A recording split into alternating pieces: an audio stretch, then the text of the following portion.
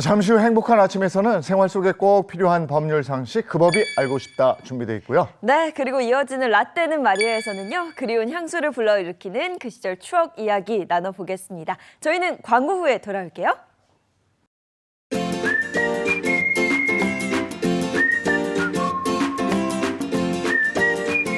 안녕하십니까. 행복한 아침 이재용입니다. 안녕하세요. 장예인입니다. 새로운 한 주가 시작됐습니다. 오늘은 9월 23일 월요일이고요. 맛집의 비밀 레시피, 이건 며느리도 모르지 않습니까? 그럼요, 네. 그런데 인근에 똑같은 맛을 재현한 집이 오픈했다. 이거 화날 일이죠. 네. 그래서 어떻게 해야 되는지 사연이 와 있습니다. 저희가 그 법이 알고 싶다 해서 알려드리죠. 네, 그리고 누구나 소중한 사람에게 마음을 담은 편지 한 통 써본 경험 있으실 텐데요. 요즘 많이 나는 문자 메시지나 깨똑으로는 느낄 수 없는 그때 그 시절의 향수와 낭만, 잠시 후 라떼는 마리아에서 되돌아보도록 하겠습니다. 자, 한 주의 시작, 월요일 행복한 아침 본격적으로 출발합니다.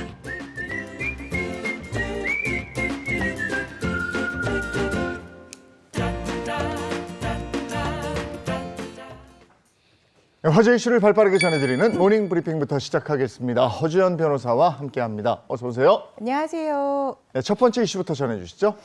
네, 안타까운 사고 소식부터 전해드려야 할 것 같습니다. 주말 사이 전국 곳곳에는요, 9월강 수량으로는 믿기지 않을 정도의 기록적인 폭우가 쏟아졌는데요. 비 피해가 주로 남쪽 지방에 집중이 됐습니다. 전남 장흥에서는요, 80대 남성 A씨가 실종됐다가 숨지는 사건이 벌어지기도 했습니다. 네, 대체 어쩌다가 이런 사고를 당하게 된 건지 구체적으로 좀 듣고 싶습니다. 네, 경찰과 소방당국이요, 21일 저녁 6시 27분경 A씨가 보이지도 않고 연락도 받지 않는다 이런 신고를 접수를 하고 수색에 나섰습니다. A씨가 사고를 당할 당시에는요, 이 장흥에는 시간당 74.3mm의 비가 쏟아지고 있었고 도로와 수로를 분간할 수 없을 정도로 마을 일대 곳곳이 침수된 상황이었습니다. 당국이 CCTV 등을 분석해서 A씨가 집 앞 배수로에서 급류에 휩쓸린 것으로 보고 수색을 진행해 왔는데요.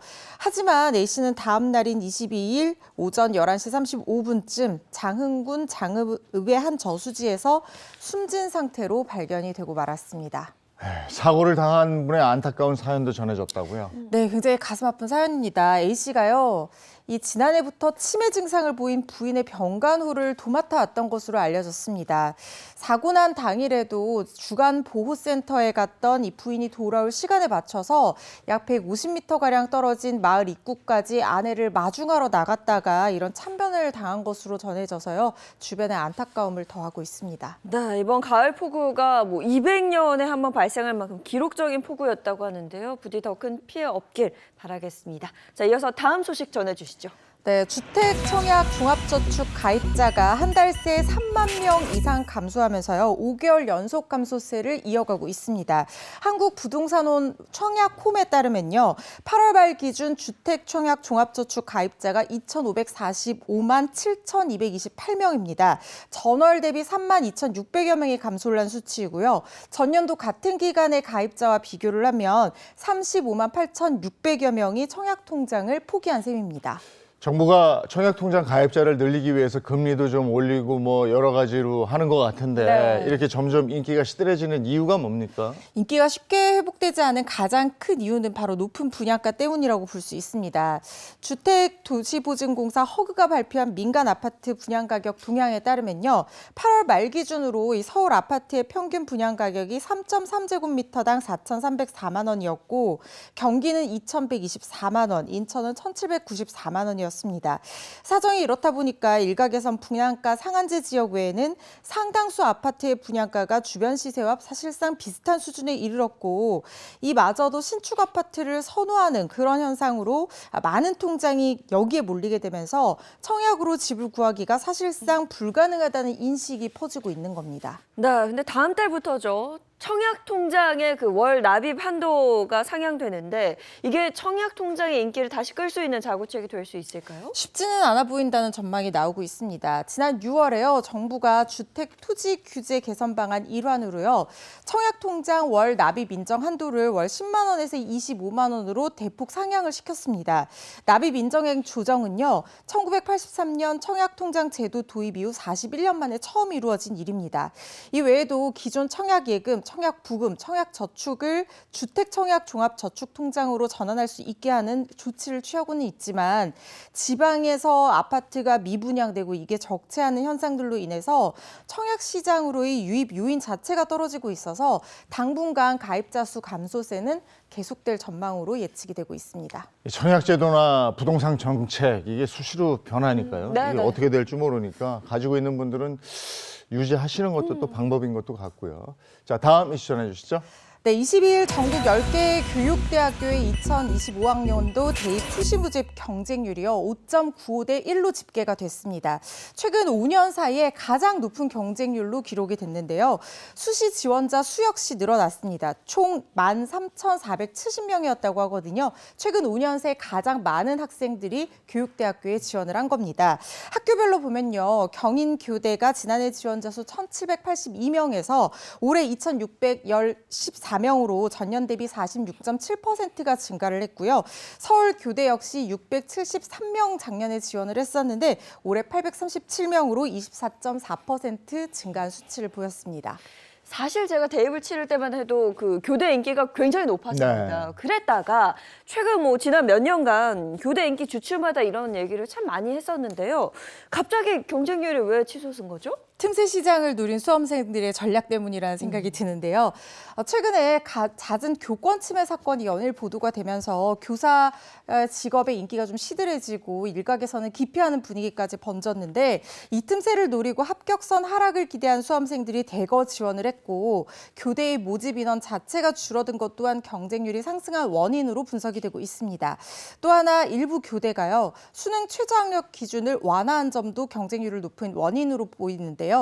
서울교대는 기존 수능 최저학력 기준을 4개 등급 합 9에서 2025학년도에는 10으로 완화했고요. 경인교대 역시 4개 등급 합 11에서 12로 완화를 했습니다. 전주교대도 4개 등급 합 12에서 15로 완화를 했습니다.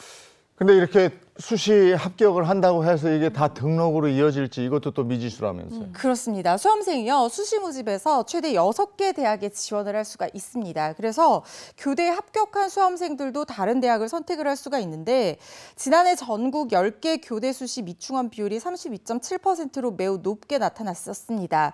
전문가들 역시 올해 수시에서도 중복 합격으로 인한 이탈, 수능 최저학력 기준 미충족 등으로 인해서 수시 미충원이 얼마나 발생할지는 좀 지켜봐야 되겠지만 지난해보다는 수시 미충원 인원이 감소할 것으로 예상된다는 분석을 내놓기도 했습니다.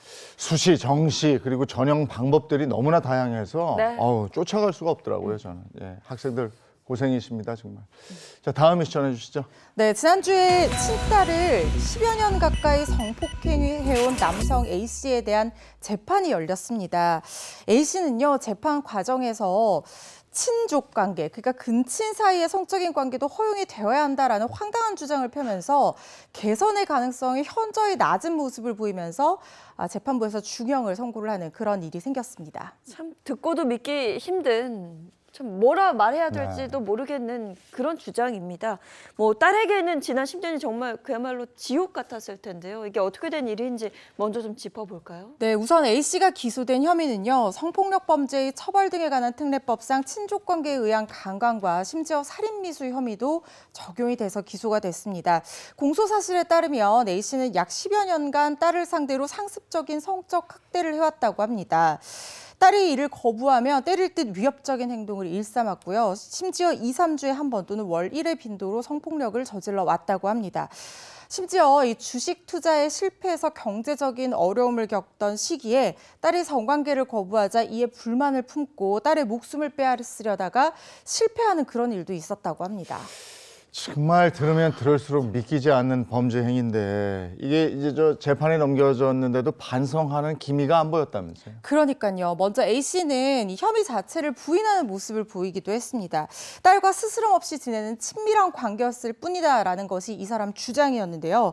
심지어 혈연 관계인 피해자와 성관계를 처벌 대상으로 삼는 이 현행법이 개인의 자유의지를 부당하게 억압하는 사회적인 폭력이다라는 황당한 주장을 펴면서 자신의 범행을 정당화하는 태도를 보이기까지 했습니다. 네, 뭐 정말 뻔뻔합니다. 그래서 재판부의 판단은 어떻게 됐을까요? 재판부 A씨에 대해서 피해자가 건강하게 성장하도록 보호하고 양육해야 될 아버지로서의 당연한 책임을 도외시하고 뒤틀린 속욕을 해소하는 소모적인 성적 도구로 딸을 여기면서 장기간 추행하고 간음했다라고 질타했습니다. 또 성폭력 범죄를 정당화하는 태도를 견지하고 있어서 개선의 여지가 낮다라고 하면서 징역 25년형을 선고를 했습니다. 심지어 이 피고인은요, 피해자를 상대로 저지른 성폭력 범행을 일지 형태로 기록을 했다라고 하고요. 특히 재법 위험성 평가에서 높음 수준에 해당하는 결과가 나왔다고 하는데요. 이런 점들을 고려를 해서 재판부가 재법 위험성 상당히 높다고 보고 20년간 전자발찌 부착도 명령을 했습니다. A씨는 항소심에서도 같은 주장을 폈다고 하지만요. 항소심 재판부도 동일했습니다. 이게 재판정에서 현행법이 개인의 자유의지를 부당하게 억압하는 사회적 폭력이다 이렇게 주장하는 거 보면 네. 미친 사람은 아니군요. 예? 이면수 씨는 전 범죄를 저질러 놓고 반성할 기미도 보이지 않는다. 예. 반드시 합당한 처벌을 받아야 될 것 같습니다. 네. 자, 오늘 여기까지 하죠. 허주연 변호사와 함께했습니다. 고맙습니다. 고맙습니다. 자, 정말 어떻게 이렇게 하루아침에 볼에 닿는 공기가 달라졌을까 싶을 정도로 날이 많이 풀렸습니다. 오늘 날씨는 어떨까요? 마지원 기상캐스터 나와주세요. 네, 상암동입니다. 정말 많이들 기다리셨을 것 같은데요. 주말 사이에 가을이 성큼 다가왔습니다. 입추와 처서를 지나 추분이 지나고서야 폭염이 물러난 겁니다. 제주는 동풍의 영향으로 가끔 비가 내립니다. 양은 5mm 미만으로 적겠고요. 오늘 오전이면 대부분 그치겠습니다. 오늘 곳곳으로 바람도 강합니다. 영남 해안과 제주에서 초속 15m를 넘겠는데요. 시설물 관리에 각별히 유의하셔야겠습니다. 낮 기온은 평년보다 2, 3도가량 높겠습니다. 서울 27도로 어제와 비슷하고요. 광주도 28도로 대부분 30도를 밑돌겠습니다. 오늘 전국이 대체로 맑고 공기질도 깨끗합니다. 당분간 뚜렷한 비 예보 없어서 가을 날씨 즐기기 좋겠는데요. 다만 큰 일교차에는 유의가 필요하겠습니다. 네, 이제 아침 저녁으로는 20도를 밑돌아 선선한데요. 이런 환절기에 딱 감기에 걸리기 쉬우니까요. 슬슬 긴 소매 옷이나 얇은 겉옷 꺼내셔야겠습니다. 지금까지 날씨였습니다.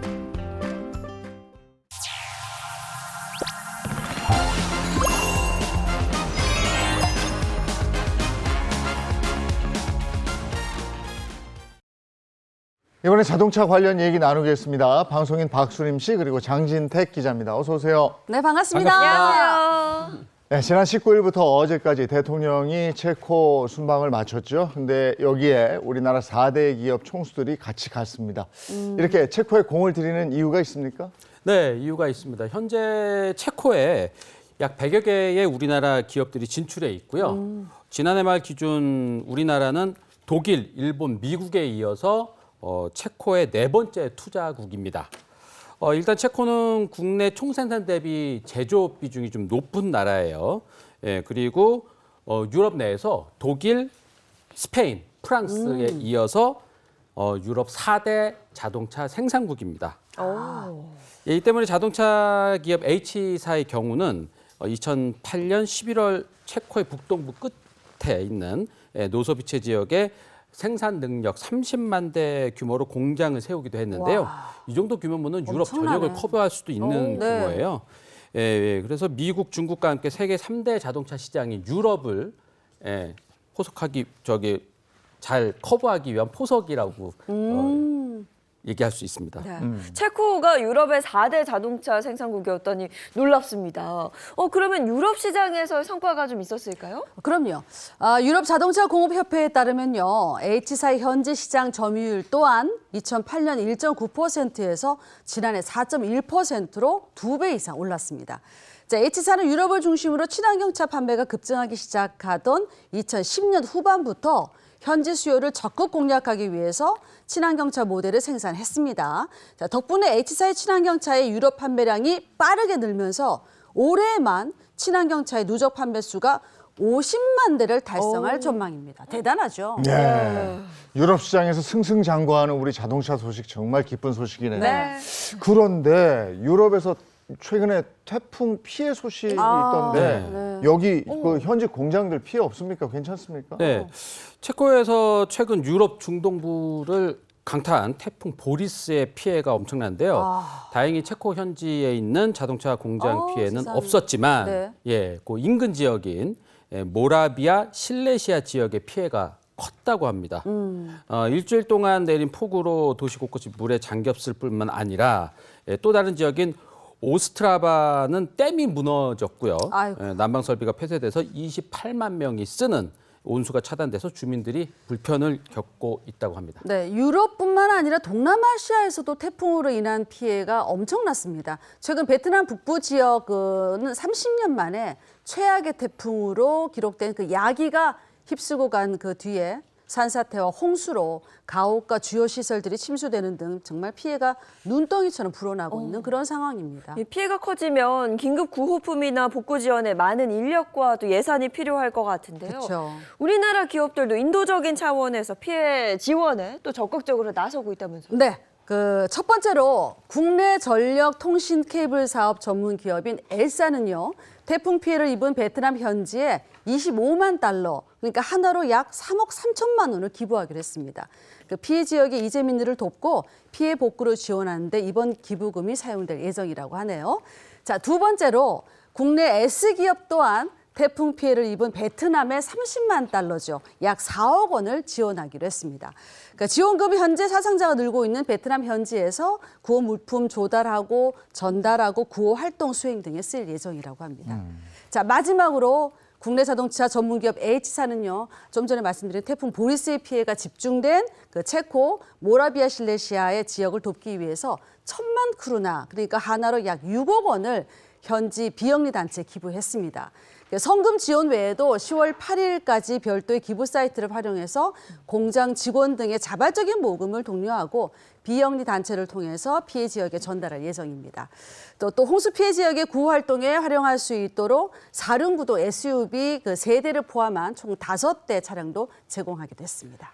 네, 사실 H사가 네. 체코의 인도적 차원의 피해 지원을 한 거는 이번이 처음이 아니에요. 와우. 2020년과 2021년에는 코로나 확산과 관련해서 정부에 성금과 예방 물품 등을 기부를 하고 와. 체코 내 최초로 민관 합동 백신 접종 센터를 운영하기도 했고요. 2021년에는 체코의 남모라비아 지역의 허리케인 피해 구호 성금 기부 및 차량 지원 활동을 펼치기도 했습니다. 네, 자연재해로 피해를 입은 체코와 베트남 국민들에게 따뜻한 위로가 될 수 있을 듯 싶습니다. 자, 이번엔 뉴욕으로 가보겠습니다. 뉴욕에 재미있는 예술 전시회가 열렸다고요? 네, 한국을 대표하는 세계적인 현대 미술가 이불의 작품전이 12일부터 내년 5월 27일까지 미국 뉴욕 메트로폴리탄 미술관에서 열립니다. 세계 3대 미술관 중 하나로 꼽히는 메트로폴리탄 미술관은 2019년부터 매회 새롭게 작가를 선정해 파사드에 대형 설치 작품을 선보이고 있는데요. 한국 작가의 작품이 설치되는 건 이번이 처음이라고 합니다. 네, 이 세계적인 미술관에 한국 작가의 작품이 전시되는 거 아유 멋집니다. 아주 대단한데 이 전시가 어떻게 기획된 건지 그것도 좀 알려주시죠. 그 이번 전시가요, 국내 자동차 기업 H사하고 메트로폴리탄 미술관이 5년 후원 협약을 체결합니다. 그리고 글로벌 관객들을 대상으로 다양한 영감과 경험을 제공하는 이 아트 파트너십을 본격적으로 추진하면서 진행됐습니다. 자, 이번 전시에서는 총 4개 작품을 선보이는데요. 인간과 유사한 형상의 작품 2점하고 동물 형상의 작품 2점으로 구성한 것이 특징이라고 합니다. H사는 시대를 초월하는 진정한 가치와 의미를 발견할 수 있는 다양한 문화예술 후원 활동을 이어갈 계획이다라고 밝혔는데요. 네.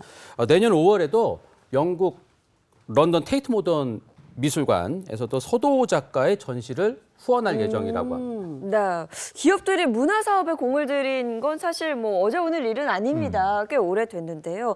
최근에는 이 자동차 업계가 문화예술 사업에 굉장히 많은 지원을 하고 있다면서요. 네, 맞습니다. 독일 자동차 그룹 B사도 50년이 넘는 기간 동안 세계 각지에서 100여 개가 넘는 문화예술 지원 사업을 펼치고 있는데요. 2004년부터 세계적 아트페어 프리즈를 후원하고 있고요. 2년 전부터는 한국에서 열리는 프리즈 서울의 공식 파트너로서 특별 작품을 소개하고 관람객들을 위한 다양한 프로그램을 제공하고 있습니다.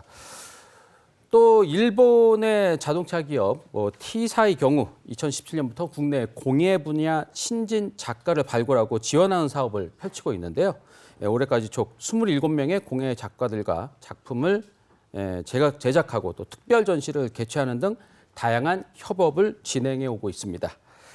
또 다른 예로 독일 자동차 기업 P사, 이 회사의 경우는 글로벌 아트 캠페인을 통해서 신진 작가들을 지원하고 있는데요. 작가들의 작품을 서울 역삼동 무역센터, 외병 미디어 등에 공공 전시를 하면서 대중이 일상에서 예술을 쉽게 접할 수 있도록 돕고 있습니다. 가고 싶네. 네, 자동차 업계가 이렇게 문화예술 사업에 전폭적인 지원을 아끼지 않는 이유가 있을까요? 네, 코로나 팬데믹으로 인해서 문화예술계가 침체에 빠진 이후 자동차 업체들이 아티스트를 지원하는 사례가 많이 늘고 있는데요. 이런 문화예술 지원은 문화예술계와의 관계를 공고히 다지면서 사회적 책임을 다할 수 있다는 장점이 있고요. 또 하나 또 브랜드 이미지를 끌어올릴 수 있다는 또 장점이 있는데 예를 들어 그 특정 작가의 이름을 떠올리면은 그 작가를 후원하는 자동차 업체, 브랜드 이런 것들이 연상될 정도로 이 스토리텔링을 쉽게 이렇게 이어갈 수 있다는 장점이 있습니다. 네, 기업은 예술을 통해서 브랜드를 홍보할 수 있어서 좋고 이 또 작가들은 지원을 받으니까 든든하게 작품 활동에 매진할 수 있어서 좋고 양쪽 다 아주 좋은 시스템입니다. 자, 오늘 준비한 자동차 관련 소식은 여기까지 하고요. 이번엔 우리 주변에서 일어나는 사건, 사고를 법의 관점으로 풀어보겠습니다. 그 법이 알고 싶다.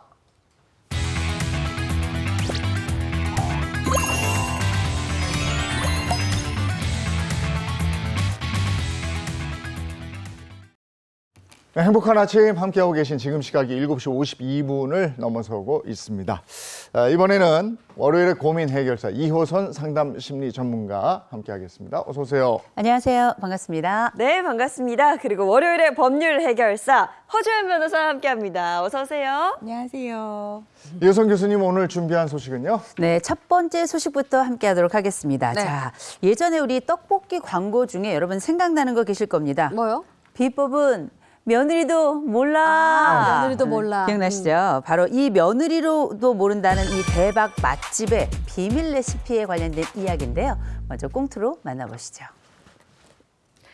봉주루, 미식의 천국 프랑스에서 유학을 하고 온 저는 2년 전 한국으로 돌아와 프랑스 요리 전문 레스토랑을 차렸습니다.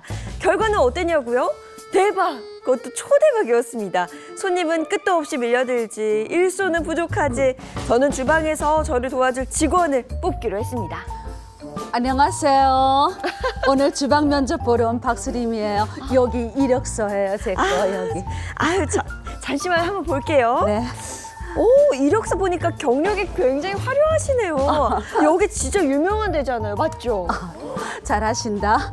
거기서도 제가 일하는 일 정말 하나는 떡 부러지게 잘했어요. 나올 때 얼마나 절 붙잡던 정말 떼내는데 힘들었어요.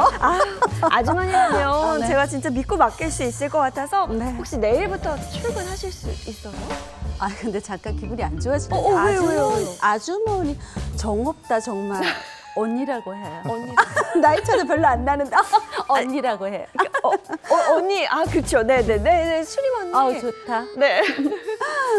그렇게 2년 동안 동고동락하며 가족처럼 지낸 수림 언니는 남편이 지방으로 발령받아 내려가야 한다며 일을 그만두게 됐는데요.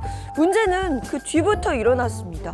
얼마 전부터 자꾸만 손님이 줄어드는 게 이상해 원인을 알아보던 중 충격적인 이야기를 듣게 된 겁니다. 어머, 아니 왜 이렇게 오랜만에 오셨어요? 아 예전엔 매일 오시더니 요즘 좀 바쁘죠, 그렇죠? 아니 근데 오늘은 사람이 별로 없네요. 하긴 뭐 저 요 밑에다 분점 내시고 이랬으니까 그리로 갔나? 분점이요? 저희 그런 거 낸 적 없는 게 하나인데. 아니 그래요? 네.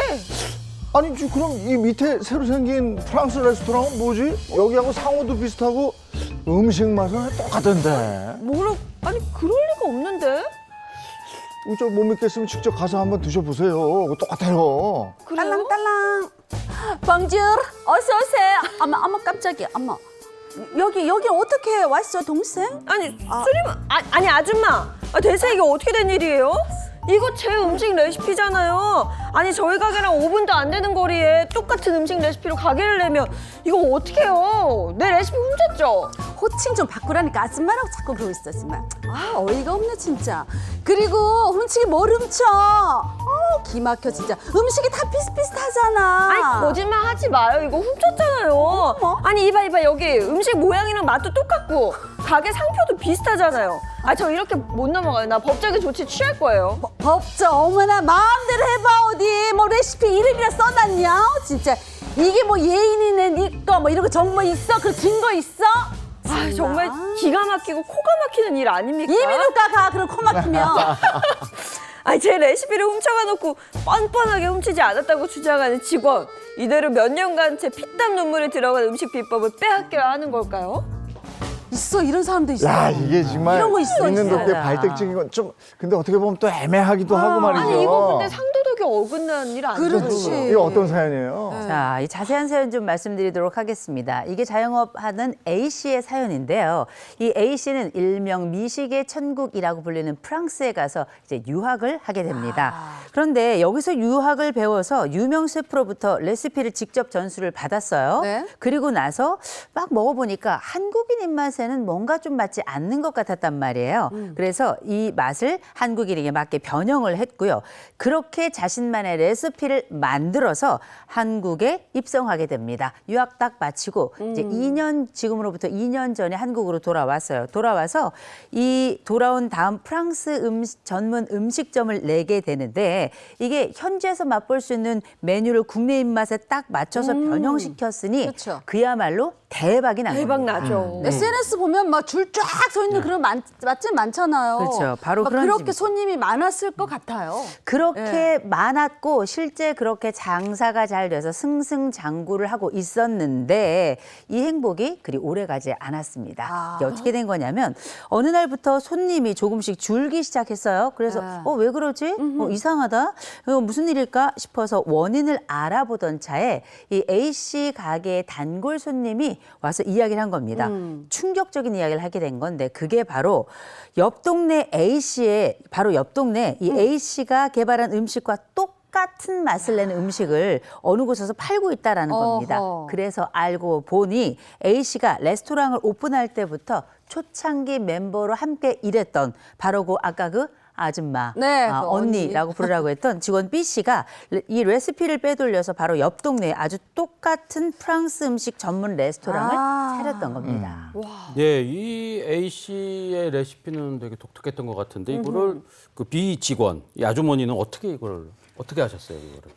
나는 모르고 이호선 교수님 네, 이거 어떻게 알았는지 제가 지금 바로 말씀드리겠습니다. 저는 몰라요. 사실 이 시기에 이 가게가 점점 바빠지게 되면서 이 A 씨가 혼자 힘으로 이 주방 일을 다 할 수가 없었던 겁니다. 그래서 이 레시피 일부를 요 B 씨에게 알려준 건데 레시피 중에서 공개가 불가능한 부분은 빼고 그냥 그 밖에 내도 괜찮겠다 싶은 부분만 이제 B 씨에게 알려준 거예요. 어허. 근데 이 B 씨가 결국은 이 비슷한 업종에 바로 거의 비슷한 음식을 낸 거 아니겠습니까? 그러니 A 씨가 추측하기로는 아마도 자기가 바쁜 틈을 이용해가지고 이 조리법 과정 일부를 이 B 씨가 훔쳐보고서 이 레시피를 베껴간 게 아닌가 이렇게 추측을 하게 됩니다. 이게 혼자 하자니까 벅차고 맞아. 다른 사람 이렇게 들여올라니까 레시피 유출이 걱정되고 하는데 실제로 근데 이런 일들이 자영업하면서 비일비재하게 일어난다면서요? 생각보다 많이 일어납니다. 레시피를 도용해서 실제 수송까지 이어지는 경우 정말 많은데요. 최근에 가장 유명했던 레시피 관련 분쟁이 그 탕후루 아시죠? 네. SNS에서 탕후루 이것과 관련해서 사건 사건이 있었어요. 오. 그게 문제가 됐던 사건이 있었어요. 아. 탕후루 레시피. 아니 탕탕 흐르 탕탕 흐르르르 이 탕후루는 설탕물에 담궈가지고 이거 뭐 이렇게 굳히는 거잖아요. 그 특별한 뭐 레시피가 있을까요? 도용당한 측에서는 우리만의 진짜 특별한 레시피가 있다 이렇게 주장을 했던 거예요. 네. 사실 도용했다고 여겨지는 비가게 사장이 원래 자기들 레시피를 대로 탕후루를 만들었다고 주장하는 A사에서 직원으로 일했던 경험이 있었다는 거예요. 그때 배운 모든 노하우를 바탕으로 레시피 영업 비밀을 싹 빼가서 자신만의 탕후루 가게를 차렸다라는 것이 A사의 주장이었는데요. 탕후루의 생명은요, 여러분, 일단 설탕 코팅 얇게 입혀야 됩니다. 그리고 녹지 않도록 그걸 오래 유지를 할 수 있어야 되고, 이거 먹을 때 이에 덜 달라붙게 하는 그쵸, 그쵸. 이게 생명이라는 거예요. 그런데 이렇게 제조하는 그 방식이 결국에는 A사가 초창기에 탕후루 프랜차이즈 사업을 하면서 개발했던 방식이랑 똑같다 이렇게 주장을 한 거예요. 그러니까 A사가 말하는 레시피 도용이라고 하는 것은 구체적으로 탕후루를 만드는 딱 그 조리법만 얘기를 하는 것이 아니라 제조 과정 전반을 폭넓게 이야기를 하는 거였습니다. 근데 좀 저도 탕후루를 한 번 먹어봤는데 야. 이게 좀 단순하거든요. 그래서 이게 이 도형까지 갈 만할 정도의 이런 난이도가 있는 음식은 아니지 아니라는 않나. 생각이 들긴 하는데. 집에서도 하잖아요. 그렇죠. 바로 그런 부분 때문에 무혐의 처분이 결과적으로 나기는 했어요. A사가 B가게를 조리법, 그러니까 영업비밀 유출 혐의로 고소하는 지경까지 이르렀거든요. 그런데 경찰이 관련 내용을 적시한 계약서를 따로 영업비밀이다, 이거 하면 안 된다, 유출하면 안 된다 이런 계약서를 작성하지도 않았고, 탕후루 제조법 말씀하신 것처럼 인터넷에 조금만 쳐봐도 다 나온다는 거예요. 그렇죠. 그래서 이걸 영업비밀이라고 특별하게 보기는 어렵다는 판단으로 무혐의 처분을 내렸습니다. 자, 이거 말고 저희가 알만한 또 다른 레시피 도용 사례가 있습니까? 굉장히 유명한 덥죽집 사건이 있었죠. 덥죽집. 한 프랜차이즈 맞습니다. 프랜차이즈 업체가 포항에 그 덥죽이라고 그 특별한 맞아요. 요리가 있었잖아요. 네네. 방송에 나와서 굉장히 유명해졌던 그 레시피와 메뉴를 도용해서 가맹 사업을 벌이다가 여론의 문매를 받고 결국에는 운영 자체를 포기하는 그런 사건들 있었죠. 그게 제일 먼저 떠오르고 이제 실제로 법정까지 갔던 사건은요. 무려 3년간 이 다툼을 벌였던 사건이었는데 바로 또 다른 사건, 로제 떡볶이 사건이 있습니다. 로제 떡볶이. 이게 어떻게 알려졌냐면요. 한 소비자가 내가 이거 시켜 먹어봤더니 B사의 로제 떡볶이랑 맛이 너무 똑같다 이렇게 배달앱에 리뷰를 단 거예요. 그랬더니 업체 점주가 거기에 답변을 달아서 뭐라고 얘기를 했냐면 내가 있는 A사가 사실은 옛날에 B사의 가맹점이었다. 이렇게 얘기를 해버린 거예요. 그 다음에 원조 공방에 휩싸이게 됩니다. 그래서 A사가 B사를 상대로 우리 비밀 유출해서 새롭게 지금 프랜차이즈 사업하는 거냐라고 하면서 손해배상 청구 소송을 내면서 이 싸움이 3년 동안 이어지게 됩니다. 아유. 결과는 어떻게 됐어요? 궁금해. 결과적으로는요, 재판부는 로제 떡볶이 조리법이 영업 비밀에 해당한다고 인정하기가 어렵다. 네, 이렇게 판단을 했습니다. B사의 손을 결국에 들어준 건데 떡볶이 소스, 휘핑크림, 생크림을 섞는 것이 매운 떡볶이, 간장 떡볶이 중간에 로제 떡볶이 비법이잖아요, 사실상. 이 조리법이 이미 다 알려져 있다는 거예요. 그래서 특히 이 가게마다 조금씩 차이는 날 수 있지만 그 차이가 대동소이하다. 그래서 영업비밀이라고 보는 비법이라고 보기는 좀 어렵다. 이렇게 판단을 한 거죠. 그러니까 이게 사람마다 입맛 다르고 맞아. 또 재료마다 조금씩 들어가는 것들이 다르기 때문에 네. 이걸 또 손맛이라고 할 수도 있는 거고, 아. 그죠? 네. 이게 계량하기가 어려워서 이거 판단하기가 여간 어려운 게 아니겠다 싶습니다. 어쨌든 우리가 저 책이나 노래나 뭐 이런 거 표절. 표절하면 네. 저작권법 위반으로 처벌받잖아요. 맞아요. 네. 근데 이거는 음식의 경우는 어떻게 되는 겁니까? 사실 우리 저작권법에 따르면 조리법, 우리가 레시피라고 흔히 얘기하잖아요. 이걸 저작물로 인정받기는 좀 어렵습니다. 왜냐하면 우리 저작권법상 물의 정의가 뭐냐면요. 인간의 사상이나 감정이 표현된 창작물을 뜻하는 거거든요. 그런데 레시피라고 하는 것은 음식을 만들기 위한 순서라든가 뭐 기능적인 어떤 설명 이런 것이지 창작물로 보기는, 그러니까 사상과 감정이 표현된 창작물로 보기는 좀 어려운 부분이 있잖아요. 그래서 책이나 음악 같이 표현의 결과물은 보호를 받지만 그 아이디어 자체는 창작물로 구현되기 전까지 아이디어 자체를 보호를 하는 것은 저작법의 보호 대상이 아니거든요. 네. 그래서 레시피를 따라 했다고 해서 이게 뭐 저작권 침해됐다 이렇게 판단하기는 좀 어려운 것이 사실입니다. 아 근데 그렇다고 해서 내가 만든 내 레시피를 정말 나만의. 부숴놓고 나만의 레시피를 도둑 맞을 수는 없거든요. 이거 뭔가 법적인 책임을 물을 수는 없는 거예요? 방법이 있습니다. 부정경쟁 방지 및 영업비밀 유출에 관한 법률로 규율을 할 수가 있어요. 줄여서 부정경쟁 방지법이라고 우리가 흔히 얘기를 하는데 네. 여기에서 타인의 영업비밀 함부로 침해하지 못하도록 규정하는 내용이 있습니다. 그럼 영업비밀이 뭐냐? 아까 레시피가 영업비밀이냐 아니냐 이걸 가지고 다툼이 있었잖아요. 맞아요. 영업비밀이라고 하는 것은 일단 비밀이어야 돼요. 사람들이 다 알면 비밀이 아니잖아요. 공공연하게 알려져 있지 않아야 되고 그리고 경제적 가치랑 맞닿아 있어야 됩니다. 그러니까 이걸 개발하는데 돈이 진짜 많이 들었거나 그렇죠. 이걸 통해서 엄청난 경제적 이익을 가져올 수 있거나 이런 경제성과 관련이 있어야 되고 그리고 생산 자체를 비밀로 관리를 해야 돼요. 그러니까 그 내용 자체를 비밀로 계속해서 관리를 해야 된다는 거거든요. 이걸 도용당했다면 영업비밀 침해 행위다라고 봐서 부정경쟁방지법에 따라서 책임을 물을 수가 있습니다. 아니 근데 변호사님 제가 말씀을 들을 땐 한 입으로 두 말씀하시는 것 같아요. 네? 아까는 뭐 법적으로 문제 안 된다. 안 된다. 지금은 또 법적으로 문제가 된다. 좀 근데 헷갈려요. 지금 뭐 영업비밀 침해 인정받는 게 지금 제가 볼 때는 쉬운 건지 어려운 건지 모르겠어요. 맞아요. 정확한 지적을 하신 게 실제 법원에서 영업비밀이냐 아니냐로 굉장히 다툼이 많고요. 이제 핵심 쟁점이 되는 부분이고 실제로 인정을 받는 것이 10건 중에 한두 건 정도로 굉장히 비율이 낮습니다. 제가 말씀드린 영업비밀, 그러니까 레시피를 영업비밀로 보호를 받기 위해서는 말씀드린 것처럼 아무나 아무나 다 알면 안 되고 누군가 특정인을 통해서 알아야 되는 비밀성이 있어야 되고요. 그리고 독립적인 경제성. 말씀드린 내용과 똑같아요. 경제적 이익과 관련이 있어야 되고 그리고 정보를 접근할 수 있는 대상자라든가 접근 방법에 대한 제한이 있어야 됩니다. 이 요건을 다 갖추어 있을 때만 비로소 영업 비밀로 인정을 받을 수가 있기 때문에 이게 까다로운 건데요. 그런데 인정받은 사례가 또 있기는 있습니다. 2011년에 남원 추어탕 사건이 있었어요. 이게 뭐냐면 남원에서 추어탕을 제조하는 되게 오래된 가게가 있었어요. 근데 A 회사한테 이 영업 비밀을 전수해주면서 약정을 합니다. 제3자 그러니까 우리 둘 말고 다른 사람한테는 이거 절대로 알려주면 안 됩니다. 이거 약정을 한 거예요. 그러니까 네. 비밀성을 딱 보장을 해놓은 거죠. 그리고 이 회사에서 어떻게 영업 비밀을 관리를 했냐면 비법을 지키기 위해서 소스 배합실을 출입 통제 구역으로 지정을 했어요. 와. 네. 그리고 공장 직원들은 이 조리법에 대한 비밀을 유지하겠다는 서약서까지 쓰게 시켰습니다.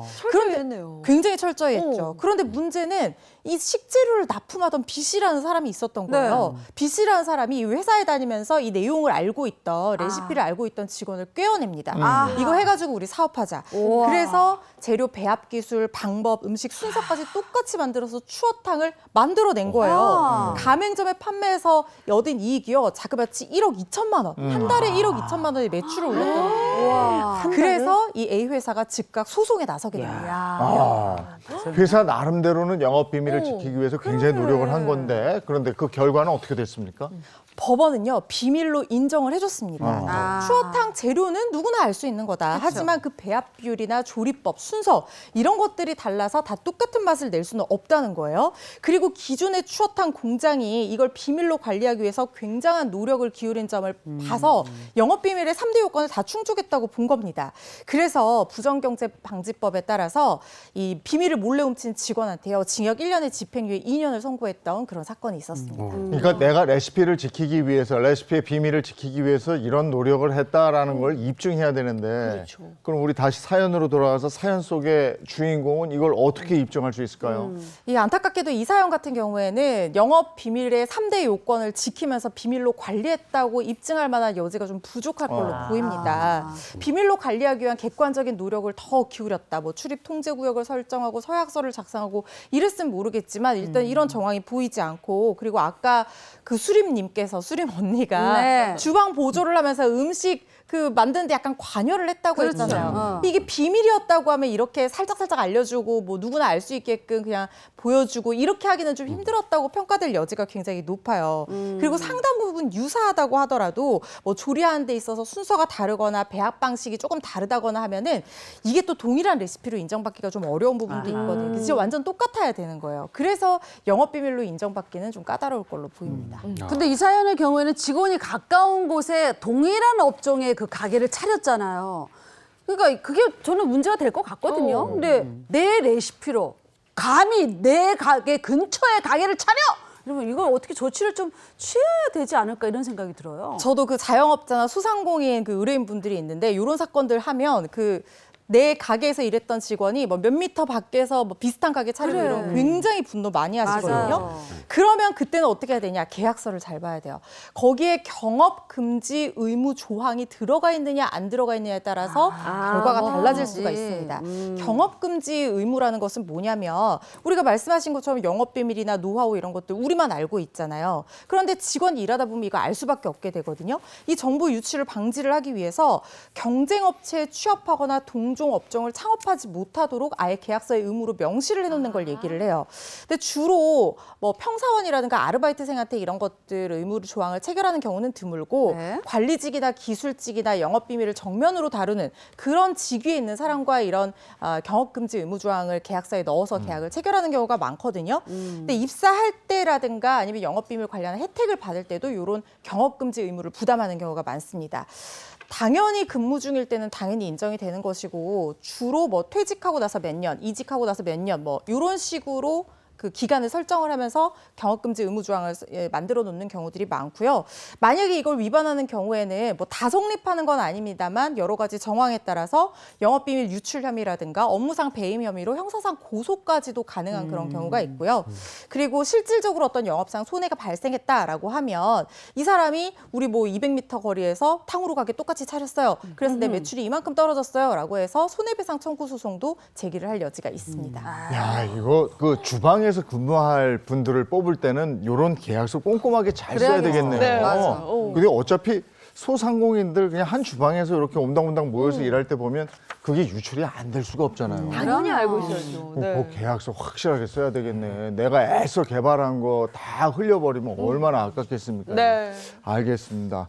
오늘 여기까지 해야 되겠는데. 다음 주제가 다음 있군요. 주제입니다. 네, 다음 주제가 왜 빨리 끝내시려고요? 네, 저희가 정신 바짝 차리고 이제 저희 두 번째 주제 함께하게 될 텐데 이제 우리가 드디어 천만 노인 시대를 맞았습니다. 이 천만 노인 시대에 우리가 꼭 한번 생각해봐야 될 그 주제인데요. 두 번째 주제는 바로 이겁니다. 어르신 돌보러 왔는데 밭을 매라고요? 입니다. 자, 꽁트로 만나보시죠. 인생은 60부터라고 했던가요? 정년 퇴직 후에 꿈에 그리던 요양보호사 자격증을 딴 저는 한 시골에 있는 할아버지 댁으로 파견 요양 근무를 가게 됐습니다. 안녕하세요, 어르신. 전 오늘부터 어르신을 돌봐드리러 온 요양보호사 박수림이라고 합니다. 뭐부터 하면 될까? 어머, 설거지가 많이 쌓여있네. 저 설거지부터 할게요. 가만히 있어봐. 이거 설거지는 해서 뭐해? 나도 이리 와. 이거 좀 도와봐. 뭐 토란대네요. 오늘 반찬 해 드시려고 하시는구나. 제가 도와드릴게요. 얼마나 까면 될까요? 야, 뭐 그까이 거 얼마 안 돼. 한 40kg 되나? 40kg. 이걸 언제 다 해야 40kg. 아우 내 허리. 삭신이 다 아프네. 어르신 다 했어요. 아이고, 일 잘하네. 벌써 다 했어. 네. 수림 씨가 아주 일을 똑부러지게 잘해. 네. 그러면 이제 시간 남았으니까 이것도 좀 도와줘. 네? 어떤 어르신 이게 다 웬 배추예요? 설마 지금 저더러 김장을 해달라는 말씀은 아니시죠? 그게 얼마 안 있으면 금방 날 추워져. 네, 그래. 미리미리 김장 준비해야지. 뭐 이까이 거 얼마 안 돼. 한 뭐 200폭이 되려나? 200폭이요? 아니 무슨 김장 봉사 나가세요? 이걸 제가 혼자 어떻게 다 해요? 뭐야 이거? 일 도와주러 왔다며? 이것도 못해? 아니 이뿐만이 아닙니다. 어르신은 제가 이 밀린 집안일이나 요양보호 일만 하려고 하면 불같이 역정을 냈습니다. 심지어 어떤 일까지 했는지 아세요? 아이고, 수림 씨, 그거 청소하지 말라니까. 뭐 청소를. 그까이 거 청소한다고 쌀이 나와, 뭐가 나와? 자, 이거 홈인데 이거 들고 나와서 저희 가서 저 콩밭 좀 매줘. 아니 어르신 저는 요양보호를 하러 왔는데 밭을 어떻게? 제가 무슨 콩밭 매는 아낙네야 이것도 아니잖아요, 어르신. 이거 못해? 예? 안 해봤어 이런 거? 뭐야? 그러면 알았어, 됐어. 힘 좋고 일 잘하는 다른 요양보호사로 바꿔서 해야지 뭐. 알았어. 이 말이 무슨 뜻이겠어요? 저를 그냥 잘라버리겠다는 것 아니겠습니까? 저는 결국 울며 겨자 먹기로 어르신의 말을 따를 수밖에 없었습니다. 무려 6개월 넘는 시간 동안 900평이 넘는 밭을 혼자 매야 했습니다. 요양보호를 하러 왔다가 팔자에도 없는 농사나 하고 있는 저 대체 어떻게 하면 좋을까요? 야, 와 이거 너무 이건 아니다. 이건 아니잖아. 아니 반매로 간 것도 보셔야지. 아니고. 이거 아니죠. 네. 이게 구체적으로 어떤 사연입니까? 네, 이제 우리가 다들 깜짝 놀랄 준비하셔야 될 것 같은데요. 일단 방문요양보호사로 일하고 있었던 이 60대 A씨의 이야기입니다. 이 A씨가 방문요양센터에서 지정한 집을 방문해서 일정 기간 동안에 요양돌봄 서비스를 제공하는 일을 하고 있었는데요. 이 A씨가 배치된 집이 여든이 훌쩍 넘은 할머니 B씨의 집이었습니다. 그런데 이 네. B할머니가 원한 건 요양돌봄 서비스가 아니었고요. 방문 첫날에 이 할머니가 A씨의 손을 끌고 어디를 갔는가? 네. 장장 2,979제곱미터, 900평에 달하는 우와. 밭이었어요. 말도 안 돼. 그런데 이 자신은 허리와 팔이 도저히 아파서 농사 못 지으니까 네. 대신 농사를 좀 지어달라고 어머, 얘기를 세상에. 했던 겁니다. 그 큰 밭을 어느 세월에 이거 어떻게 다 해요? 문제는 이게 여기서 끝난 게 아니었다는 겁니다. 이 원래 A씨가 하는 이 방문 요양 일이 주로 이 아픈 어르신들을 위해서 뭐 식사 준비를 한다든지 가벼운 가사 정도를 한다든지 아니면 말벗 서비스를 한다든지 이런 서비스가 주를 이루어야 되는데 이런 일을 하려고만 하면 이 할머니께서 바로 차단을 한 거고요. 아. 결국 A씨는 6개월 내내 할머니 댁에서 농사일을 전담하게 아이고. 된 거였어요. 저희 어머님 친구분도 요양보호사님이신데 거기 할머니 집에 요양보호를 하시는데 음식을 좀 반찬을 해주시나 봐요. 그랬더니 맛있다고 우리 딸 반찬 좀 해달라고. 어허. 딸 반찬까지도 하고 뭐 그러다가 도저히 너무 힘들어서 안 돼서 그만두신 적도 있거든요. 아, 이런 일이 많다 보니까 사실 네. 요양보호사들의 이직이 굉장히 많습니다. 아. 이제 굉장히 안타까운 일인데 이게 이런 A씨처럼 농사를 같이 짓자 해서 농사를 짓는 경우도 있는데 이거 말고도요. 닭 키우는 할아버지 댁에 가면 닭장청도 하고 청소하고 닭 사육까지 도맡아 하시는 분들도 계셨고 어떤 분은 폐지 줍는 할머니가 계셨는데 네. 그분이 뒤에서 밀면 앞에서 이제 리어커를 끄는 일. 네. 이 폐지를 줍는 일을 함께 하셨던 일도 있었는데 더군다나 여러분 이제 겨울 우리 김장철 가깝죠? 김장을 전담했던 아, 김장 노동에도 함께 참여했던 이런 일도 있어서 사실 이건 이분들이 할 일이 아니거든요. 아니죠. 그러니 이분들 애로가 이만저만이 아닙니다. 아, 이 김장까지 하는 거는 좀 이거는 이거는 요양보호라고 보기엔 너무 그럼요. 김장 한번 하면 이게 얼마나 힘든데요. 해봐서 알잖아요. 옆에서 도와도 힘들어요. 맞아요. 그럼. 어떤 이렇게 부당한 업무 지시를 하더라도 이거를 이렇게 따를 수밖에 없는 거예요. 그러게. 이게 사실은 따르지 않아도 되지만 따를 수밖에 없는 상황이라는 게 있잖아요. 이유가 있습니다. 요양보호사 10명 중에 8명이요. 노인분의 집을 직접 찾아가서 방문해서 그러니까 도와드리는 방문보호사, 방문요양에 종사를 하는데 이게 방문요양센터가 있어요. 거기서 네. 연결해주는 그 수급자분을 만나게 되는 거예요. 근데 그게 약간 우리가 흔히 알고 있는 인력사무소처럼 허브처럼 요양보호사와 노인수급자를 연결해주는 그런 역할을 하는 센터인데 그러다 보니까 센터의 벌이 자체가 요양보호사가 노인을 몇 시간 돌보느냐 여기에 좌우가 되는 거예요.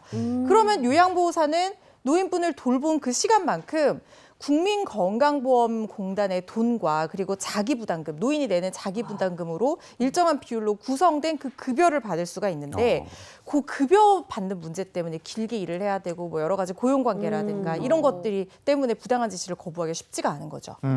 결국 요양보호사 입장에서는 오래 그쪽에서 일을 해야 네. 이게 그렇죠. 제대로 급여가 나오고 뭐 하는 거고 센터 입장에서는 돌보는 어르신 그 수가 많아야 그렇죠. 여기가 더 괜찮은 건데 그러니까 이 어르신들의 요구를 들어줄 수밖에 없는 상황이 되는 거네요. 그렇죠. 그 실제 자기를 돌볼 사람을 보내주는 그 센터를 노인분들께서 선택을 하실 수가 있거든요.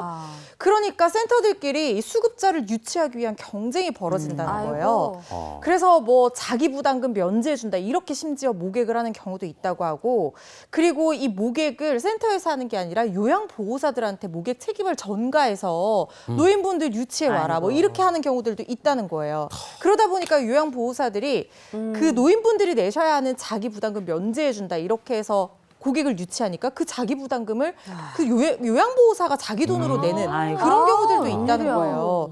그러니까 방문 요양에서 이 구주 자체가 수급자의 노인이 어떻게 보면은 좀 갑의 위치에 사실상 있다라고 볼 수 있는 상황이다 보니까 요양보호사가 소속된 센터에 뭐 노인분이 마음에 안 드니까 바꿔주세요 이렇게 얘기를 하면 이 요양보호사는 사실상 이러면 안 되는데 즉시 해고될 수도 있는 그런 현실적인 상황이 있다는 겁니다. 그래서 이 요구를 거절하기가 쉽지가 않다라고 합니다. 아니 그 말 한마디잖아요. 나 마음에 안 드는데 바꿔줘. 맞아. 이 한마디에 해고될 수 있다니 이거 참 씁쓸한데요. 이런 부당한 업무 지시를 거부했다고 해고된다면 정말 어떻게 해야 될까? 이건 아닌 것 같거든요. 속상하죠. 그냥 해고당할 수는 없잖아요. 그렇죠. 부당해고 구제 절차를 그럴 때는 결국엔 밟으시는 수밖에 없습니다.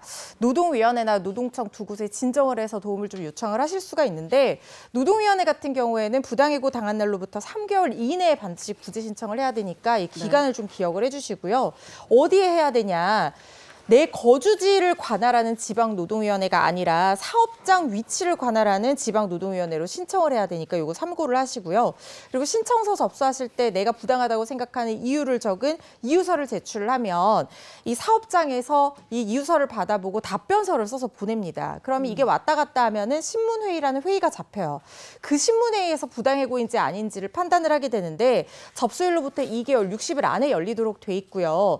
회의에는 공익위원 3명, 근로자위원 2명, 그다음에 사용자위원 1명, 근로자위원 1명, 사용자위원 1명 이렇게 구성이 되고요. 만약에 여기서 불복하면 중앙노동위원회에서 다시 재심을 받아보실 기회도 있습니다. 월급여 300만 원 이하인 근로자분들은요. 국선 노무사의 도움을 받으실 수도 있으니까 참고해 주시면 좋을 것 같습니다. 그리고 두 번째로 노동청에 진정을 하는 경우가 있는데 노동청에서는 근로기준법 위반 사항이 있는지를 굉장히 중점적으로 살피게 돼요. 예를 들어서 뭐 해고 30일 전에 미리 통보를 했는지 그리고 뭐 퇴직금 같은 수당 같은 것들은 정확하게 챙겨줬는지 이런 것들 중점적으로 살펴보거든요. 그러니까 이런 절차들이 있다는 거 참고하셔서 부당해고 당하셨을 때 좀 구제 절차 밟으실 수 있도록 하면 좋을 것 같습니다. 사실 어르신들은 방문 요양이 좀 생소하다 보니까 요양사한테 어디까지 부탁을 해야 되나 이건 괜찮나 저건 안 되나 이거 좀 헷갈려하실 수도 있을 것 같아요. 제일 핵심적인 거는 노인분을 같이 돌보면서 노인분 그 수급자의 일에 한해서 하신다라고 생각하시면 좀 쉽습니다. 방문 요양보호사가요 사실은 굉장히 넓은 분야에서 도움을 드립니다. 신체활동, 인지활동 돕는 것뿐만 아니라 가사 일상생활이나 정서적 지원까지도 하는 굉장히 중요한 역할을 담당하는 분들이에요. 네. 근데 뭐 세탁이나 간단한 방 청소 같은 것들이 가사 일상생활 지원으로 요양보호사 업무 범위 안에 해당되기는 하지만 이거는 당사자예요. 아까 박수림님께서 그 말씀하셨잖아요. 그 딸의 반찬. 네. 그 노인 수급자의 반찬이 아니잖아요. 근데 그러면 안 해도 범위를 되는 거죠. 벗어나는 부분인 거죠. 부당한 지시가 맞습니다. 그러니까 수급자인 어르신을 위한 범위 내에서만 지시하고 하시면 된다 이렇게 생각을 하시면 좋을 것 같고 특히 또 주의해야 될 게 의료행위에 관련된 서비스 뭐 욕창 같은 거 드레싱 해드린다든가 뭐 침 같은 거 놔드린다든가 이런 거 절대 안 되거든요. 이거는 처벌이랑도 관련될 수 있는 부분이기 때문에 이런 부분은 정말 주의를 하셔야 됩니다. 내 부모님 내가 돌봐드리면 좋겠는데 요즘 또 그게 안 되잖아요. 요양보호사의 역할이 점점 더 커질 텐데 다들 다 잘 활용이 되고 쓰임이 있는 그런 요양보호사 이게 체계가 이렇게 잘 잡혀야 될 것 같네요. 그럼요, 맞아요. 알겠습니다. 오늘 그 법이 알고 싶다 여기까지 하겠습니다. 고맙습니다. 고맙습니다.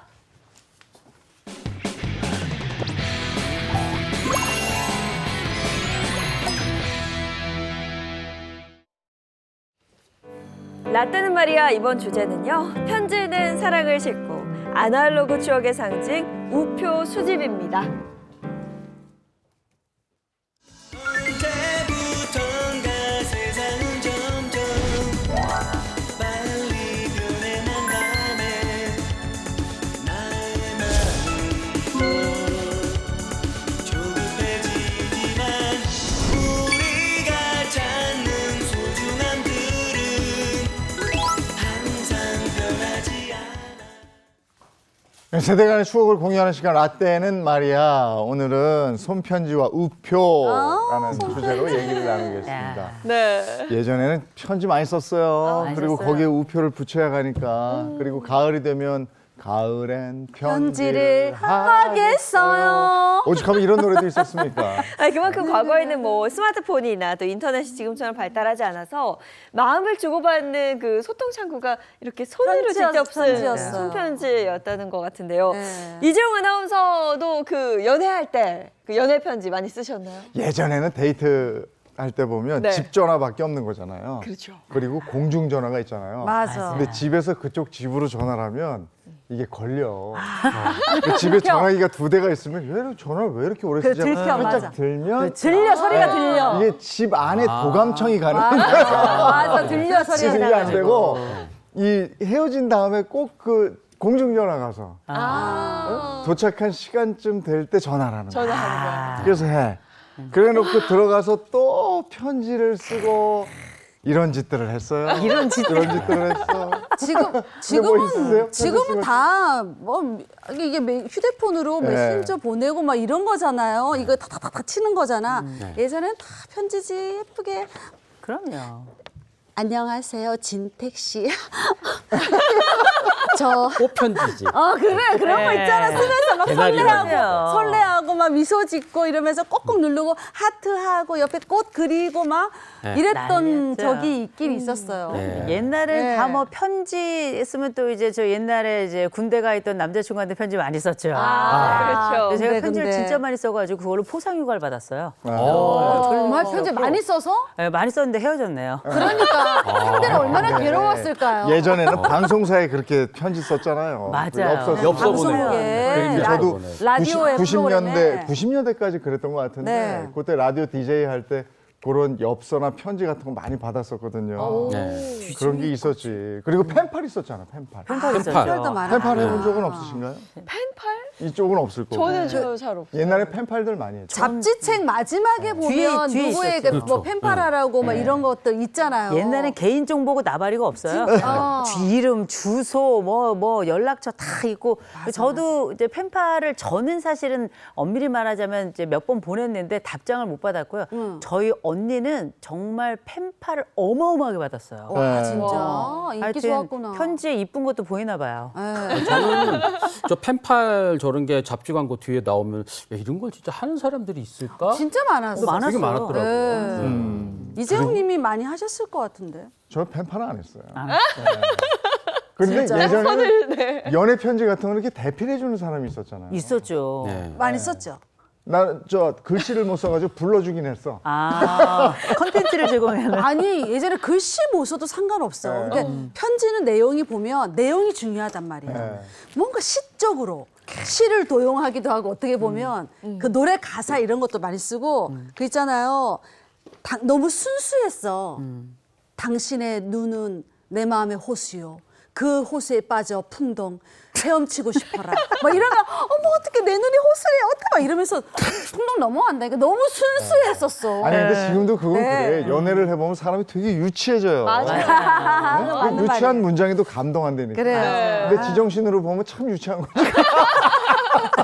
눈차 뺏기고 막. 사랑에 빠지면 다 그렇지 뭐. 근데 지금 뭐 대필 얘기 나왔는데 영화 클래식에서 네. 조승우 씨가 이제 친구 편지 대필해주다가 손예진 씨와 그래서 그 비 오는 날 맞아. 이렇게 옷으로 가리고 그쵸. 달리는 그 장면 그 영화 너에게 클래식에 난- 있었죠. 네. 근데 저 영화는 정말 우울할 때 네. 다시 저걸 한번 보면 다 기분이 상큼해지고요. 맞아요. 다시 사람이 순수해지는 느낌이 젊어지는 느낌. 아, 예, 맞아요. 그렇습니다. 그 펜팔 편지, 당시에 몇 펜팔 구절 편지가 있잖아. 인터넷에 올라온 게 있어서 네. 이게 또 큰 화제가 되곤 네. 했는데 몇 구절만 제가 한번 읽어볼게요. 야, 글씨 잘 썼다. 진짜 잘 은하수에 조각배를 띄워놓고 가서 봐. 단둘이 사랑의 미러를 속삭이며 밀어 나왔어. 야, 뭐 감정이 절절하죠. 네. 예, 이렇게 사랑을 속삭이다가 본인 어필에 들어가요. 네. 175cm 날씬한 체격에 남들이 소남자 이렇게 맞아. 예, 외모에 또 자신 있는 거예요. 네. 또 자세한 소개를 할 기회를 준다면 멋있는 사진도 동봉. 맞아, 사진 동봉에. 맞아.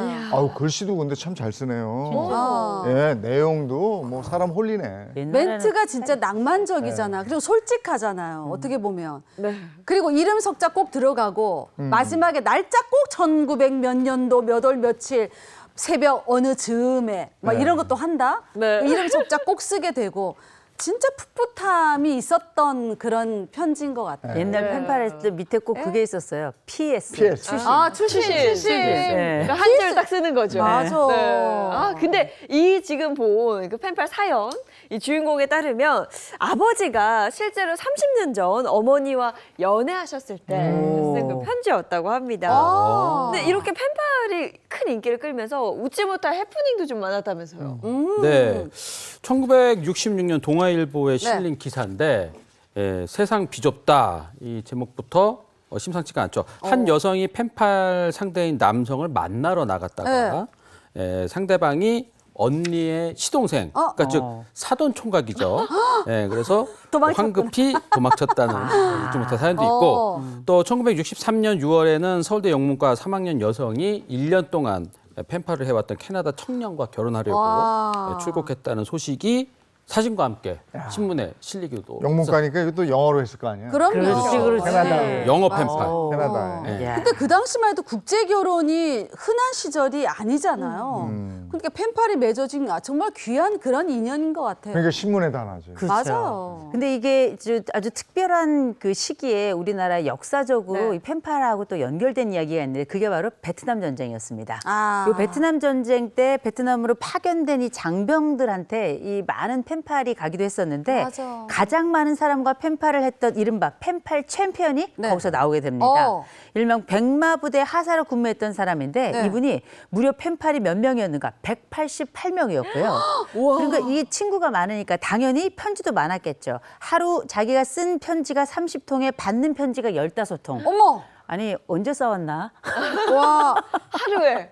아니 군 생활할 때 보면 크리스마스 때 네. 종합 선물 세트와 함께 위문 편지가 와요. 그렇죠. 맞아. 근데 그 위문 편지 정말 정성껏 쓴 거 이렇게 보면 정말 기분 좋거든요. 네. 그런 거 좀 많이 받아보셨어요? 그러니까 저도 이제 그 선물 세트에 네. 뭐 여러 과자 같은 거 있고. 그 어머님이 보낸 거잖아, 그거는. 엄마가 보낸 아니 거잖아. 이게 이렇게 뭐 아니, 선물도 종합 많은데 선물 거기 안에 모르겠어요. 초등학생들이나 뭐 중학생들이 썼던 초등학교 때. 편지들이 쫙 있어요. 군장병 아저씨. 군장병 거기에 아저씨께. 뭐 장진택 병장님 이게 아니고 그냥 오는 국군 거에서 막 이제 아저씨께. 골라가는 거예요. 어. 네, 거의 이제 뭐 계급 순으로 네. 계급 순으로 예쁜 약간 꽃 편지 같은 거 먼저 이렇게 그렇지, 그렇지. 고참들이 고르고 이야. 후임병들은 그냥 남자가 보낸 것 같아요. 그리고 네, 약간 이런 일이 있었죠. 네. 아, 사실 이 위문 편지가 그 역사가 아주 오래됐어요. 1937년 중일 전쟁 그 이후에 조선 총독부가 소학교 학생들에게 쓰게 한 것이 그게 시작이었다고 합니다. 네, 저도 어렸을 오래됐죠. 때 위문 편지 썼던 기억이 납니다. 국군 아저씨께 이러면서. 근데 실질적으로 위문 편지가 도입된 건 그 후의 일이라면서요. 그 위문 편지는 그로부터 14년 뒤에 이제 도입이 됐습니다. 한국 전쟁 도중에 미군과 그 유엔군이 위문 선물하고 크리스마스 카드를 받는 것을 딱 보고 아 저거 괜찮다 이런 생각을 하게 된 거죠.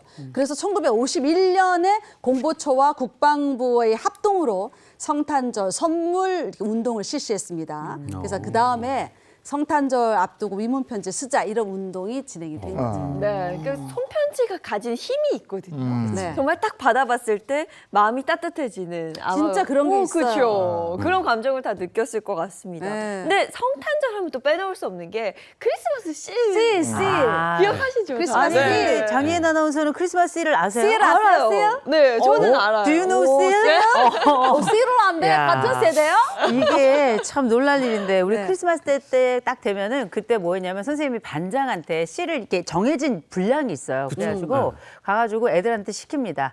가서 크리스마스 씨 살 사람 그럼 신청을 받아요. 맞아요. 그럼 그게 이제 한 장당 얼마 이렇게 정해져 있었거든요. 그러면 그건 또 우표는 아니기 때문에 우표 옆에 그냥 이게 딱 붙이는 하나 더 거죠. 붙이는 네, 거예요. 붙이는 건데 이게 뭐 지금도 이게 크리스마스 세일이 나오냐 이렇게 궁금해하시는 분들이 계신데 네. 지금도 나옵니다. 어, 이게 그래요? 1953년에 대한결핵협회가 창립한 이후에 이제 발행이 되기 시작했는데 한 해도 빠짐없이 계속 발행이 됐던 거예요.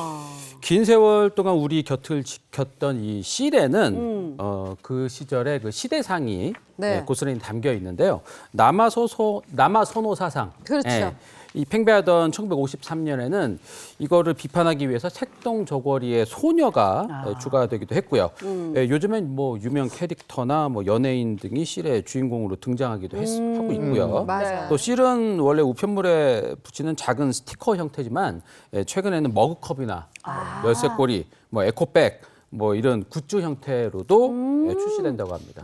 뭐 실도 많이들 모았지만은 예전에는 우표 그 자체를 모으는 경우도 상당히 많았는데 우표 수집하는 분들이 많았어요 예전에. 남자들이 많이 하지 않았어요? 저도 했었어요. 아니요, 그러니까, 여자들도 많이 했고, 그러니까 저희가 영어 네. 처음에 배울 때 어떤 표현이 나왔냐면, Do you have a hobby? What's your hobby? hobby, 뭐 이렇게 hobby, 나와요. hobby. 그럼 어떻게? My hobby hobby is is- collecting stamps. 이렇게 나와 있었어요. 맞다, my hobby is collect. 그게 문장이 나와 있어가지고 아 원래 취미는 우표인가 보다. 전 그렇게 생각을 했었어요. 아, 우표 보는 분들 많았죠. 맞아요. 학교 가면은 저거 이렇게 비슷한 금액에 있는 네. 거랑 이렇게 교환하고, 교환하고. 그 교환하다가 싸우고 막 뭐 이런 일들이 있었죠. 네. 요새는 진짜 이거 돈도 굉장히 많이 될 텐데. 네. 아니 어디 이게 빠진다 이거잖아요. 우리가 흔히 일명 이렇게 모으면서 집중적으로 자기 삶을 거기다 갈아 넣는 이런 덕후들, 아, 덕후. 뭐 오타쿠 이렇게도 불렀던 것 같아요. 요새는 덕후라고 많이 부르죠. 네. 이 원조 덕후가 제가 볼 때는 아마 이 우표 수집가들이 아닐까 이런 생각이 드는데 이게 1970년대에서 80년대 우표 수집은 우리나라 인구, 곧 우리나라 국민들이 가장 선호하는 취미 중에 넘버원이 이 우표 수집이었고요. 네. 이 우표 수집이 당시 얼마나 호황이었는가.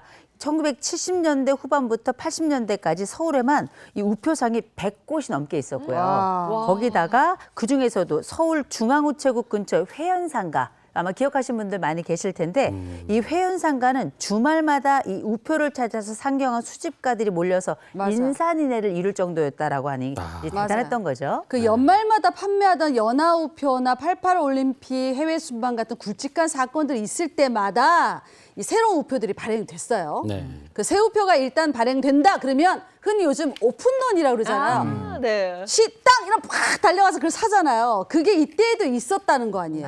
그 우표 발행일 전날에 아예 우체국 앞에 노수 갑니다. 텐트 칩니다. 저렇게, 하루를 사진이 보낸 있네요. 후에 구입하는 사람들이 진짜 많았어요. 야. 저게 대단하지 않아요? 전지를 사려고 그러는 거야. 가가지고 아. 우표 하나 이렇게 사는 게 아니고 네. 전지사요. 전지를 맞아요. 사요. 맞아요. 그리고 명판인가? 요 밑에 이렇게 우체국 뭐 이렇게 써 있는 게 코너에. 네. 이쪽에. 네. 네. 그런 걸 사야 돼.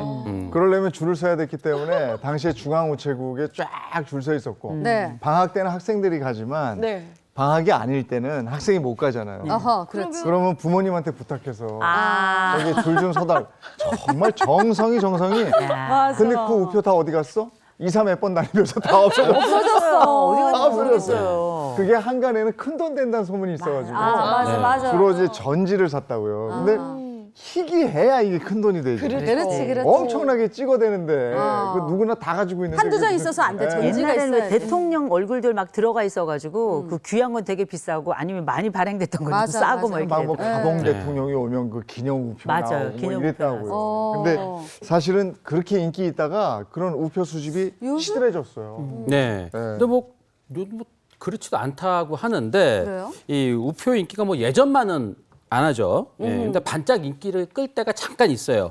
바로 5년 만에 한 번씩 이제 대통령 취임할 때 발행되는 대통령 취임 기념 우표 살 때인데 이게 매년 약 4만 잔씩 발행되는 이 기념 우표는 그 98%가 전부 판매될 만큼 인기가 뜨겁다고 합니다. 이 기념 우표가 처음 등장한 게 1948년 이승만 전 대통령 때라고 그래요. 이때 첫 우표 가격이 당시 5만 원이었는데 두 번째 발행했을 때는 그 가격이 무려 1,000원으로 껑충 뜁니다. 예. 그러니까 전쟁으로 물가가 치솟으면서 이런 현상이 벌어진 거죠. 야 지금 시간 다 됐는데 요거 하나 알려드려야 되겠다. 우리나라에서 가장 비싼 우표요. 네, 얼마? 산업 도안 보통 우표 20판 물결무늬 투문 전지. 전지. 이건데 이게 1억 2천만 원이 넘어요. 1억이요? 네, 1억 2천. 자 오늘 여기까지 하겠습니다. 고맙습니다. 별로 본것 같은데요. 자, 이어서 오늘 날씨 바로 보겠습니다. 마지원 기상캐스터 나와주세요.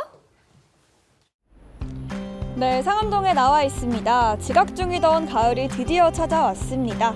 한 차례 비가 내리며 찬 공기를 불러온 건데요. 지금 아침 공기도 벌써 다른 게 느껴집니다. 제주는 동풍의 영향으로 가끔 비가 내립니다. 양은 5mm 미만으로 적겠고요. 이마저도 오전 중에 잦아들겠습니다. 네, 곳곳으로 바람도 강하겠습니다. 영남 해안과 제주는 초속 15m가 넘겠는데요. 안전사고 발생하지 않도록 유의해야겠습니다. 네, 한낮에는 평년 기온인 25도를 2, 3도 웃돌겠습니다. 서울 27도로 어제와 비슷하겠고요. 광주도 28도로 남부도 30도를 넘지는 않겠습니다. 당분간 비 예보 없이 맑고 공기질도 쾌적하겠습니다. 다만 일교차가 10도 안팎으로 벌어지니까요. 감기 걸리지 않도록 옷차림 신경 써야겠습니다. 이번 주는 무난한 초가을 날씨가 이어집니다. 가을이 짧아져서 아쉽다는 분들 많으실 텐데요. 파란 하늘을 보면서 산책해보시는 건 어떨까요? 오늘도 날씨 전해드렸습니다. 아니 요 며칠 날씨를 보면 자 어제까지 여름 오늘부터 가을 시작 이렇게 된 것 같아요. 땡 하고 추워졌죠. 정말 저도 오랜만에 긴 소매 옷을 꺼내 입었는데요. 이런 환절기 감기 걸리기 쉬우니까요. 면역력 관리도 잘 해주셔야겠습니다. 좋은 하루 보내시고요. 저희는 내일 아침 7시 30분에 돌아올게요. 행복한 아침, 행복한 하루 되십시오. 고맙습니다. 고맙습니다.